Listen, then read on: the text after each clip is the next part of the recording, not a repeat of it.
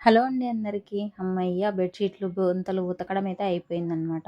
ఇంక ఇవన్నీ 2, 3 బ్యాగుల్లో సర్దుతున్నాను. ప్రస్తుతానికైతే ఒక బ్యాగే చూపిచ్చినాను. మిగతా 2 చూపియలేదు. ఎందుకంటే మా అవ్వ పక్కనే ఉంది.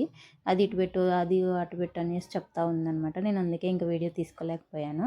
మొత్తానికైతే ఒక సగం పని అయిపోయింది. ఇంకా పెద్ద పని ఏంటంటే ఇల్లు క్లీన్ చేపించుకోవడం. ఇది క్లీన్ అయిందంటే ఉరుసు అయిపోయినంత హ్యాపీ ఉంటుందనమాట.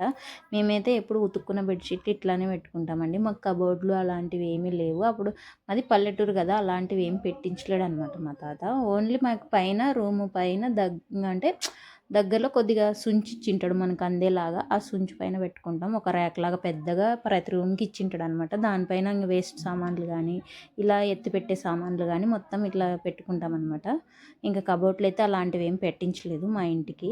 పాత అంటే పాతకాలం పద్ధతిలోనే కట్టించినాడు అనమాట. కట్టించిన మా తాత.